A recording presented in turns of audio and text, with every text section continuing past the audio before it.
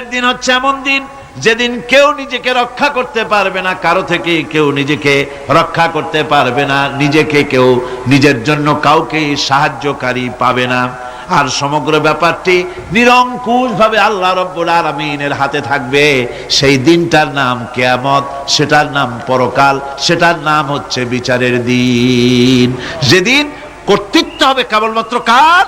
আল্লাহ পাক। সেই দিনটা হচ্ছে কর্মফল পাওয়ার দিন। লাহা মা কাসাবাত ওয়া আলাইহা মাকতাসাবাত। প্রত্যেক মানুষই সে উপার্জন অনুসারে সেখানে ফল পাবে। যেমন কর্ম তেমন ফল পাবে, ব্যক্তি হিসাবে পাবে, দল হিসাবে পাবে। তিলকা উম্মাতুন ক্বাদ খালাত লাহা মা কাসাবাত ওয়া লাকুম মা কাসাবতুম ওয়া লা তুসআলুনা আম্মা ইয়ামালুন। প্রত্যেক মানুষই তার উপার্জন অনুসারী ফল পাবে। যা সে পাবে তা নিজের উপার্জন ছাড়া আর কিছুই না, আর যে ফল পাবে সেটাও তার উপার্জন। সুতরাং কিয়ামতের দিন আল্লাহ মানুষের উপরে কোনো জুলম করবেন না, অত্যাচার করবেন না। আল্লাহ পাক তো তার বান্দার জন্য জুলুমকারী নন, ঠিক কিনা? আল্লাহ পাক বলছেন, মান আমিলা সালিহান ফালিনাফসিহি ওয়া মান আসাআ ফাআলাইহা ওয়া মা রাব্বুকা বিযাল্লামিল লিল আবিদ। যে ব্যক্তি পুণ্য কাজ করলো সে নিজের কাজে নিজের স্বার্থেই তা করলো। আমরা যে নামাজ পড়ি এটা কি আল্লাহর স্বার্থ? কথা কন, আল্লাহর স্বার্থ? সারা পৃথিবীর সমস্ত মানুষ যদি আল্লাহরে সেজদা দেয়, আল্লাহর ক্ষমতা আরো কিছু কালের জন্য বাড়বে নাকি? সমস্ত মানুষ যদি আল্লাহকে অস্বীকার করে, বিদ্রোহী ঘোষণা করে, বিদ্রোহ ঘোষণা করে, তাতে কি আল্লাহর ক্ষমতা শেষ হয়ে যাবে? নাউযুবিল্লাহি মিন যালিক। যেমন ছিলেন তেমনই থাকবেন। সুতরাং আমরা যা করি, আমরা নামাজ পড়ি নিজেদের জন্য, আল্লাহকে খুশি করার জন্য, কিন্তু কল্যাণটা আমার। কল্যাণটা কার?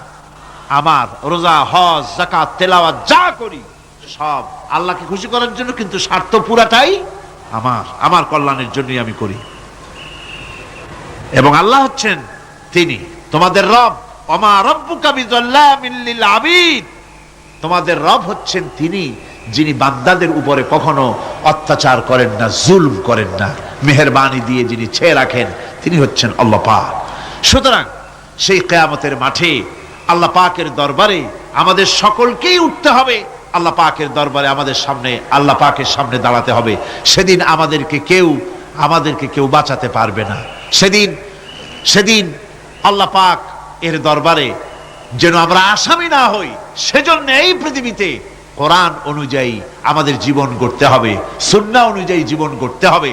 তাহলে পরকালে আল্লাহ পাকের কাছে নাজাত পাওয়া যাবে। বড় কঠিন জায়গা, বড়ই কঠিন জায়গা। এবার প্রশ্ন হচ্ছে, তোমরা যারা আমার প্রশংসা করলে তোমরা কারা? জবাবে আমরা বলছি, ইয়্যাকা না'বুদু ওয়া ইয়্যাকা নাস্তাঈন। আয় আমার রব, আমরা হচ্ছি তোমার বান্দা, একমাত্র তোমারই গোলামি করি, একমাত্র একমাত্র তোমারই ইবাদত করি। আর কারো ইবাদত, এই শব্দটা লাগাইলে কি বোঝা যায়? যে আর কারো করি না, একমাত্র তোমারই ইবাদত করি, আর একমাত্র তোমারই কাছে সাহায্য প্রার্থনা করি। ইয়্যাকা না'বুদু ওয়া ইয়্যাকা নাস্তাঈন। আল্লাহ রাব্বুল আলামিন আমাদেরকে সৃষ্টি করেছেন আসলে এইটার জন্য। সৃষ্টি করেছেন কিসের জন্য? কোরআনে কারীমের মধ্যে আল্লাহ রাব্বুল আলামিন বলেন, ওয়ামা খালাকতুল জিন্না ওয়াল ইনসা ইল্লা লিয়াবুদুন। আমি মানুষ এবং জিনকে সৃষ্টি করেছি শুধুমাত্র আমার ইবাদতের জন্য, আমার গোলামির জন্য, আমার আনুগত্যের জন্য। এই ইবাদত একটি ব্যাপক অর্থবোধক শব্দ। আমরা যদি ইবাদতটা নাই বুঝি তা আমাদের মানব জন্ম হবে বৃথা। ইবাদত হচ্ছে আল্লাহর পছন্দনীয় জিনিসগুলি আমল করে তার সন্তুষ্টি অর্জন করার জন্য প্রচেষ্টা চালানো জীবনের সকল ক্ষেত্রে। এর মধ্যে ইবাদতের ভিতরে এমন এক ব্যাপক অর্থ যে এর ভিতরে নামাজ, রোজা, হজ, যাকাত, সত্য কথা, আমানতদারি, দিয়ানতদারি, প্রতিবেশীর হক আদায় করা, মাতা পিতাকে শ্রদ্ধা করা, প্রতিবেশী হক আদায় করা, স্ত্রীর হক আদায় করা, সৎ কাজের আদেশ করা, অসৎ কাজের নিষেধ করা, জিহাদ ফি সাবিলিল্লাহ করা, এ সব কিছুই হচ্ছে ইবাদতের মধ্যে শামিল। জিকির আজকার করা, তেলাওয়াত করা, আমলে সালেহ করা, এভাবে করে আল্লাহ পাককে খুশি করার জন্য আল্লাহর নির্দেশ মাফিক কাজগুলি করা, সবটাই হচ্ছে ইবাদতের মধ্যে শামিল। প্রশংসা করেছি, পরিচয় দিয়েছি, আমরা তোমার বান্দা। এবার প্রশ্ন হচ্ছে চাও কি? পরিচয় তো শুনলাম, চাও কি? আল্লাহ রাব্বুল আলামিন আমাদেরকে শিখায় দিলেন কত বড় মেহেরবান তিনি, কত দয়ালু তিনি। তার কাছে চাওয়ার ভাষাটাও তিনি আমাদের শিখাই দিলেন। জনগণ সুবহানাল্লাহ। রব্বুল আলামিন আমাদের শিখালেন এভাবে চাও, ইহদিনাস সিরাতাল মুস্তাকিম সিরাতাল্লাযীনা আন'আমতা আলাইহিম গায়রিল মাগদুবি আলাইহিম ওয়ালাদ-দাল্লিন।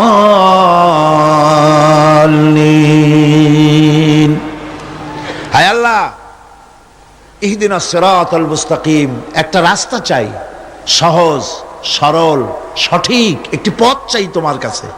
সেই পথটা চাই যে পথ হচ্ছে নিয়ামত প্রাপ্তদের, অভিশপ্ত এবং পথভ্রষ্টদের পথ নয়। যে পথ নিয়ামত প্রাপ্তদের, ওই ধরনের একটা পথ আমরা চাই। পথ দেখাবার মালিককে কোরআনে কারীম বলছে, আল্লাহ রাব্বুল আলামিন বলেন, ওয়া আলাল্লাহি কাসদুস সাবিলি ওয়া মিনহা জাইরুন ওয়ালাউ শাআ লাহাদাকুম আজমাইন। ওয়া আলাল্লাহি কাসদুস সাবিল, সোজা রাস্তা বলে দেওয়ার দায়িত্ব আমি আল্লাহর। সোজা রাস্তা বলে দেওয়ার দায়িত্ব কার? তিনি বলছেন বলার দায়িত্ব আমার, সোজা রাস্তাটা আমি বলে দেব। আল্লাহ রাব্বুল আলামিনের কাছে বান্দা যখন রাস্তার দাবি করলো, সোজা পথ চাই, সহজ পথ একটা তোমার কাছে চাই, রব্বুল আলামিন সূরা ফাতিহার 7টা আয়াতের এই অভিনন্দন পত্রের জবাবে 30 পারা কোরআন শরীফ আল্লাহ পাক বান্দারে দান করে দিলেন। জবাবে বলে দিলেন, ওয়া আনিবুদুনি হাযা সিরাতুম মুস্তাকিম। সোজা রাস্তাটা হলো আমার আনুগত্য, আমার গোলামি, আমার দাসত্ব, এটাই হলো সোজা রাস্তা। এই সোজা রাস্তাটা আমি বলবো। রাস্তা তো অনেক হতে পারে, কিন্তু সোজা রাস্তা বলে দেওয়ার দায়িত্ব কার? আল্লাহ পাকের। দেখেন এই যে বিশাল মাহফিল, এই মাহফিলে যত লোক আসছে, সব লোক কি একমতের, এক চিন্তার, এক আদর্শের? না। এই কয়েক লক্ষ জনতার ভেতরে হাজারো মতের লোক আছে, হাজারো চিন্তার লোক আছে, হাজারো আদর্শের লোক আছে। সব আদর্শ, সব চিন্তা, সব কি ঠিক? সবটাই কি নির্ভুল? না, সঠিক নির্ভুল একটা। কয়টা হয়? একটাই হয় মাত্র। এই জন্য আমি দৃষ্টান্ত দিতে গিয়ে বলি, অঙ্ক পরীক্ষা যেদিন হয়, ছেলেরা অঙ্ক পরীক্ষা যেদিন দেয়, সেই অঙ্ক পরীক্ষা দিতে গিয়ে অঙ্ক যারা ভুল করে তাদের ফলাফল কয় রকম হয় বলেন? হ্যাঁ, অনেক রকম হয়। আর যাদের অঙ্ক যাদের ঠিক হয়, তাদের ফলাফল কয় রকম? একরকম। তার অর্থ কি? তার অর্থ হলো ভুলের পথ অনেক, আর হকের পথ, বাতিলের পথ অনেক, ভুলের পথ অনেক, সঠিক এবং হক যেটা, তার পথ হচ্ছে মাত্র একটা। এই জন্যে আল্লাহ রাব্বুল আলামিন তিনি সোজা রাস্তা বলে দেওয়ার দায়িত্বটা নিয়েছেন। কোরআন বলছে প্রত্যেকটি সৃষ্টির শুরু হতে শেষ পর্যন্ত 4টা স্তর পার হতে হয়। তার সর্বশেষ স্তর হলো হেদায়াত। 4টে স্তর পার হওয়ার সর্বশেষ স্তর হচ্ছে হেদায়াত। আল্লাযী খালাকা ফাসাওয়া ওয়াল্লাযী কদ্দারা ফাহাদা। তিনি সকল বস্তুকে সৃষ্টি করেন এবং তারপর তার পরিমাপ, তার কর্মপথ, তার হেদায়েত তিনি দিয়ে দেন। তার মানে হচ্ছে তিনি সৃষ্টি করেন, সামঞ্জস্য রাখেন, পরিমাপটা ঠিক করেন এবং পথের নির্দেশ দেন। সৃষ্টি করেই ছেড়ে দেন না, তার হেদায়েত দিয়ে দেন, তার পরিমাপটা ঠিক করেন, সামঞ্জস্য করেন। কিরকম?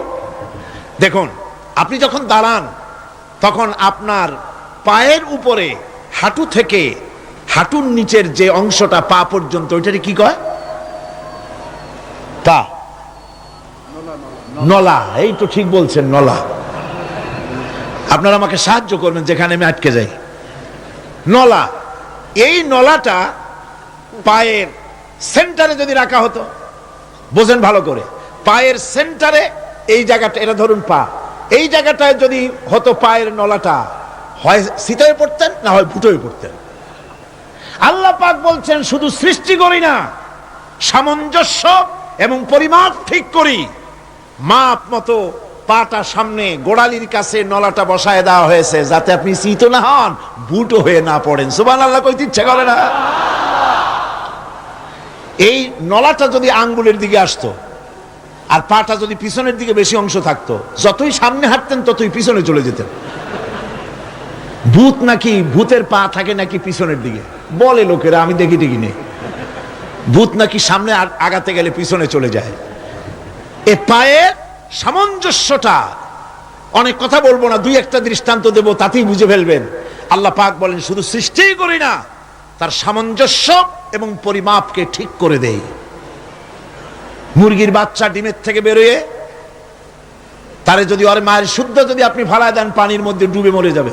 আর ওর মার চিৎকারের চোটে সারা গ্রামের মানুষ এক জায়গায় হবে। আর হাঁসের ডিম থেকে বাচ্চা বেরোলে সেই বাচ্চা আর মা বাবা দুজনকেই ফালায় দেন পানির মধ্যে, সাঁতরায় উঠে আসবে। ঠিক কিনা? কে শিখালো সাঁতার? কে শিখালো? শুধু সৃষ্টি করেন না, আল্লাহ পাক সৃষ্টি করেন, সামঞ্জস্য এবং পরিমাপকে ঠিক করেন এবং তাকে পথের নির্দেশ দেন। এটা হলো সর্বশেষ। সৃষ্টি করে ছেড়ে দেন না। যেমন কোরআনে কারীমে হযরত ইব্রাহিম আলাইহিস সালাম তিনি তার সম্প্রদায়ের সাথে যে কথোপকথন করেছিলেন, বিষয়টি আল্লাহ পাক কোরআনে কারীমের মধ্যে কোট করে দিলেন। এই হেদায়েতের বিষয় সেখানে আছে বলে আল্লাহ পাক বিষয়টা কোরআনে জায়গা করে দিলেন। وَإِذْ قَالَ إِبْرَاهِيمُ لِأَبِيهِ وَقَوْمِهِ إِنَّنِي بَرَاءٌ مِّمَّا تَعْبُدُونَ إِلَّا الَّذِي فَطَرَنِي فَإِنَّهُ سَيَهْدِينِ। ইব্রাহিম আলাইহিস সালাম তার পিতা এবং তার গোত্রকে বললেন, তার সম্প্রদায়ের লোকদেরকে, নিঃসন্দেহে আমি মুক্ত, আমি পবিত্র। তোমরা যেসব জিনিস দিয়ে যেসব এর ইবাদত করো, গোলামি করো, আনুগত্য করো, আমি তার থেকে পবিত্র। আমি তো শুধু ইবাদত করি, গোলামি করি সেই স্রষ্টার, যিনি আমাকে সৃষ্টি করেছেন। আমার সম্পর্ক শুধুমাত্র সেই সত্তার সাথে যিনি সৃষ্টি করেছেন। আল্লাযী খালাকানি ফাহুয়া ইয়াহদিন, যিনি আমাকে সৃষ্টি করে শুধু সৃষ্টি করেন নাই, আমাকে হেদায়েত দিয়েছেন, আমাকে পথের দিশা দিয়েছেন। ওয়াল্লাযী হুয়া ইউতঈমুনি ওয়া ইয়াসকিন, যিনি আমাকে সৃষ্টি করেছেন, তিনি হেদায়েত দিয়েছেন। আর আমি যখন তৃষ্ণার্ত হই তিনি আমাকে পান করান, আমি যখন ক্ষুধার্ত হই তিনি আমাকে আহার দেন। ওয়া ইযা মারিতু ফাহুয়া ইয়াশফিন, আর যখন অসুস্থ হই তখন তিনি আমাকে রোগ মুক্ত করে দেন। সুবহানাল্লাহি ওয়া বিহামদি। তাহলে কি হলো? অর্থাৎ যে প্রতিপালক, তার প্রতিপালন পদ্ধতি আমার সকল প্রয়োজন মিটান, যিনি আমাকে পান করান, আহার করান। অসুস্থ হলে যিনি আমাকে সুস্থ করেন, হেদায়েতের কামটা তিনি আরেকজনের জন্য রাখেন নাই, তিনি আমার হেদায়েতের ব্যবস্থাও করেছেন। ভাইরা আমার, আল্লাহ রাব্বুল আলামিন শুধু সৃষ্টি করেন নাই, সৃষ্টি করে হেদায়েত দিয়েছেন, মানুষকে হেদায়েতের রাস্তা বলে দিয়েছেন। সঠিক পথ কোনটি, সেই পথের কথাও তিনি পরিষ্কার করে বলে দিয়েছেন। এই জন্য আল্লাহ পাক বলেন, কোরআন মাজিদ হেদায়েতকে বিরাট দান বলে ঘোষণা করেছে। মানুষের জন্য যে হেদায়েত আল্লাহ দিয়েছেন তা সবচাইতে বড় দান। জোরে কোন সুবহানাল্লাহ। ইন্না খালাকনাল ইনসানা মিন নুতফাতিন আমশাজিন নাবতালিহি ফাজআলনাহু সামিআম বাসীরা। আমি মানুষের মিলিত শুক্র দ্বারা, নুতফা দিয়ে আমি মানুষ সৃষ্টি করেছি এবং তাকে একে একে বিভিন্ন স্তর পার করেছি। তাকে শ্রবণ শক্তি দিয়েছি, তাকে দর্শন শক্তি দিয়েছি। ইন্না হাদাইনাহুস সাবিলা ইম্মা শাকিরান ওয়া ইম্মা কাফুরা। নিশ্চয়ই আমি তাদেরকে তাদের কর্মপন্থা প্রদান করেছি, আমি তাদেরকে হেদায়েত দিয়েছি, চলার পথের দিশা দিয়েছি। এখন ইচ্ছে করলে সে কৃতজ্ঞ হতে পারে, ইচ্ছে করলে অকৃতজ্ঞতার পথও অবলম্বন করতে পারে। আমি তাকে হেদায়েত দিয়ে দিয়েছি, পথ দেখিয়ে দিয়েছি। ডান এবং বাঁ দুটি রাস্তা আল্লাহ পাক দেখিয়ে দিয়েছেন। আসহাবুল ইয়ামিন, আসহাবুশ শিমাল, একটা ডানপন্থী আর একটা বামপন্থী। আমাদের দেশে কিছু লোক আছে, নাম মুসলমান, কিন্তু বলে যে আমরা বামপন্থী আন্দোলন করি। অথচ সমস্ত ডানপন্থীদের জায়গা হবে জান্নাতে যদি জান্নাতের আমল করতে পারে। ডানপন্থীদের নেতা হচ্ছেন দুনিয়ার সমস্ত পয়গম্বরেরা, আর বামপন্থীদের নেতা হলো শয়তান। বামপন্থীদের নিয়ে শয়তান যাবে কিয়ামতে জাহান্নামে। আল্লাহ পাক রাস্তা বলে দিয়েছে। আল্লাহ রাব্বুল আলামিন বলেন, আলাম নাজআল লাহু আইনাইনি ওয়া লিসানান ওয়া শাফাতাইন ওয়া হাদাইনাহুন নাজদাইন। আমি কি তোমাদের দুটি চক্ষু দেই নাই, দেখার জন্য দুটো চোখ দেই নাই? আমি কি তোমাদেরকে কথা বলার জন্য দুটো ঠোঁট দেই নাই? এরপরে আমি কি তোমাদেরকে ভালো মন্দ বোঝার জন্য আমি কি হেদায়েত দেইনি? ভালো মন্দ সবটা বোঝার জন্য আমি তোমাদেরকে হেদায়েত দিয়েছি। সুতরাং এই হেদায়েতের রাস্তা ছেড়ে দিয়ে তোমরা নিজেদেরকে গোমরাহির মধ্যে ডুবিয়ে দিও না। আমার দেওয়া হেদায়েতের রাস্তায় নিজেদেরকে পরিচালিত করার জন্য প্রচেষ্টা করো। সিরাতুল মুস্তাকিম, এজন্য মডেল দরকার। কার অনুসরণ করব? আল্লাহ পাক শিখায় দিলেন, সিরাতাল্লাযীনা আন'আমতা আলাইহিম। পড়েন সবাই, সিরাতাল্লাযীনা আন'আমতা আলাইহিম গায়রিল মাগদুবি আলাইহিম ওয়ালাদ-দাল্লিন। আয় আল্লাহ, অনুগ্রহপ্রাপ্ত দল, সেই রাস্তা অনুগ্রহপ্রাপ্তদের রাস্তা চাই। তোমার মনোনীত ব্যক্তি অনুগ্রহপ্রাপ্ত যারা, তাদের পথ অনুসরণ করতে চায়। এই অনুগ্রহপ্রাপ্ত দল কারা, সে কথা কোরআন শরীফে বলা হয়েছে। আল্লাহ রাব্বুল আলামিন বলেন, ওয়া মান ইউতি'িল্লাহা ওয়ার রাসূল ফাউলাইকা মা'আল্লাযীনা আন'আমাল্লাহু আলাইহিম মিনান নাবিয়্যিনা ওয়াস-সিদ্দীকিন والشهداء والصالحين وحسن أولئك رفيقا। আর যে ব্যক্তি আল্লাহ এবং রাসূলের আনুগত্য স্বীকার করলো, নিঃসন্দেহে সে অনুগ্রহপ্রাপ্তদের সঙ্গী হলো। সেই অনুগ্রহপ্রাপ্ত কারা? নবীয়িন। 4 শ্রেণীর লোক। কয় শ্রেণী? বলেন সবাই, কয় শ্রেণী? নবীয়িন, সিদ্দিকিন, শুহাদা, সালিহিন। এই 4 শ্রেণীর লোক হচ্ছে আল্লাহ পাকের অনুগ্রহপ্রাপ্ত লোক। কোন আলহামদুলিল্লাহ। এরাই হলো অনুগ্রহপ্রাপ্ত দল। এখন নবী কারা? নবী হচ্ছেন যারা নাকি আল্লাহ পাকের কাছ থেকে ওহী প্রাপ্ত হয়েছেন, নিখিল মানুষের চিরন্তন শান্তি এবং কল্যাণের জন্য আল্লাহ পাকের নিকট থেকে সত্যের বিধান লাভ করেছেন। তারাই হচ্ছেন নবী। যারা আল্লাহ পাকের কাছ থেকে ওহী প্রাপ্ত হয়েছেন। আর নবীরা হচ্ছেন মাসুম, নবীরা হচ্ছে বেগুনাহ, নবীদের কোনো ভুল নাই, নবীদের কোনো গুনাহ নাই। কোন সুবহানাল্লাহ। এই পৃথিবীর মধ্যে সুপার কোয়ালিটির মানুষ, সর্বশ্রেষ্ঠ মানুষ কারা? নবীরা। সর্বশ্রেষ্ঠ মানুষ কারা? এখানে আবার এক শ্রেণীর লোকেরা বলে যে নবীরে মানুষ কওয়া যাবে না। আছেন এমন লোক, নবীরে মানুষ কওয়া যাবে না। কেন? কেন? নবীর সম্মান কত।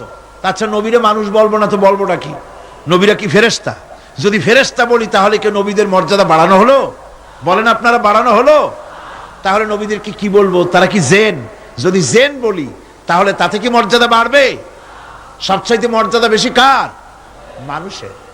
সুতরাং এক শ্রেণীর লোকেরা খামোখাই আলেম নামধারী লোক, অথচ নবীকে মানুষ বলতে রাজি না। কোরআনে কারীম সাফ করে আল্লাহ পাক পরিষ্কার করে বলেছেন, قل إنما أنا بشر مثلكم يوحى إلي أنما إلهكم إله واحد।